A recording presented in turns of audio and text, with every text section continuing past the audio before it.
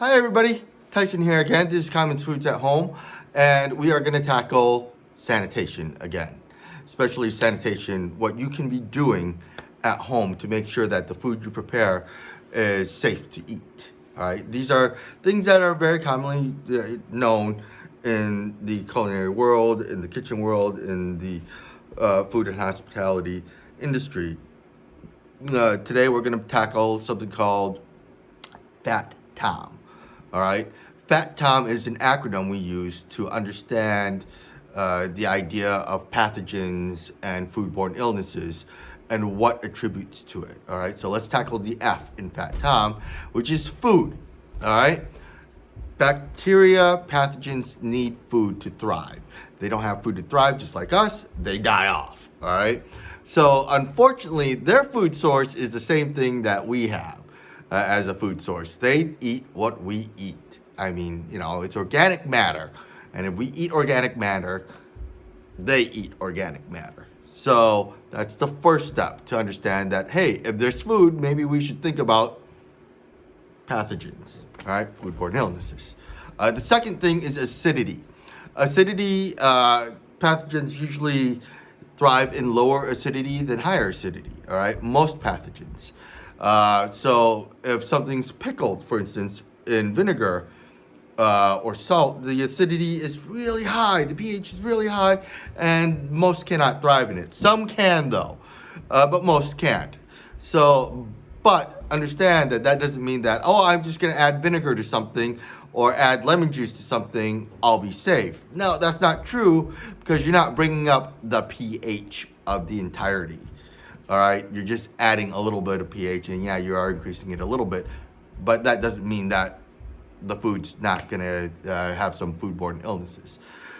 The T, the first T, let's talk about temperature. All right, so general rule is 40, 140.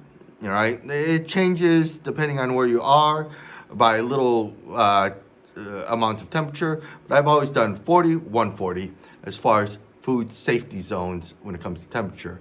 And this is not only your cooling unit, but also think of it more of the temperature of your food.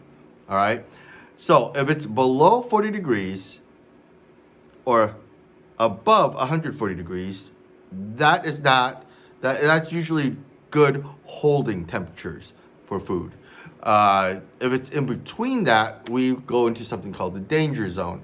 Between 40 degrees and 140 degrees is the danger zone. And that's when pathogen grows most rampant and grows fastest. All right. So if you have food sitting out between that temperature, be mindful of that. Now, that also goes into something that we have to think about: reheating and cooling. All right, let's tackle cooling first. If you're cooling something, the general rule is you have 4 hours, all right, from whatever temperature it starts at to below 40, all right? The first 2 hours, you have to reach it to, it changes here and there, but the general statement is 70 degrees. The last 2 hours, it has to hit below 40 degrees, all right? Now, do I suggest, let's say you just made a whole pot of soup, and let's just throw that in the refrigerator? No, you're going to ruin your refrigerator at home doing that, That's way too much heat, and you're making your refrigerator work. Not only that, you are increasing the temperature of the refrigerator and everything inside that refrigerator. So I suggest cooling it down beforehand, before you throw it in the refrigerator. One way to do that, let's say going back to the soup, is something called an ice wand, all right? This is a plastic tube of some kind, usually, that you fill up with water and you freeze. Let's say with a pot of soup, after I'm done making it, I don't want to just let it sit out and cool naturally. I want it to go in, I'm going to take the ice wand and put it in that pot of soup. Not only that, I'm going to constantly stir that soup here and there because the center is going to remain hotter than the outside. By stirring it, you let it cool down more evenly. Another technique that I've done is an ice bath, all right? You have a container, usually a sink, and you fill it with half ice, half water, all right? And make sure it is at a very cold temperature. when doing that. So my apologies. My brother seems to be watching a movie upstairs. Let's push on. So you could put that pot of soup in an ice bath, right? And let it cool down that way. But again, keep stirring it because you don't want the center, you want it to cool down evenly. All right. Let's say you're not making soup and you're doing meat or something like that, right? What's the best way of cooling it down? Let it sit out, rest a little bit. That's fine as long as it's not too long. What I've done is sometimes I've bagged it up in a Ziploc bag and then wrapped it tight so that it's basically watertight and throw it in an ice bath, all right?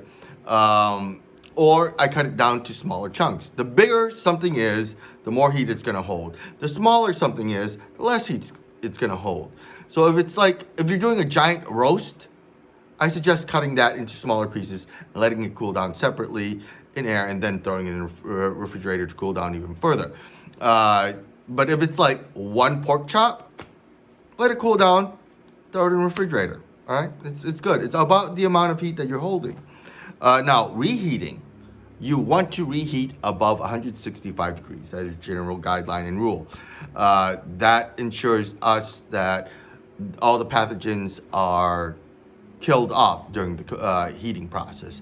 165 is what you want to hit. You can remember that because when you cook chicken, you want to hit 165 as well. So there's temperature. Now let's talk about time. Time is really simple idea. The longer something sits out in the danger zone or in areas that do not fit the fat tom thing, the more bacteria is going to grow. The more time you give something, the more bacteria is going to grow. So let's say I'm keeping something in the refrigerator, right? General rule: do not keep anything in the refrigerator more than 1 week. General rule, right? Because you've given it, even though, let's say I cooked some chicken breast and I left it in the refrigerator and it's still at a good temperature, it's still, I'm holding it well, over time, amounts of bacteria will still be able to grow even under those conditions, right? Oxygen is the O in fat tom. Pathogens need oxygen in general. Right, some pathogens don't need it, but in general, pathogens need oxygen. So if you vacuum seal something, it has a higher chance of not getting foodborne illness as long as everything else is kept too, as opposed to something that wasn't vacuum sealed. All right, and that's oxygen in a standpoint. Just because you remove oxygen doesn't mean that it's not gonna go bad still.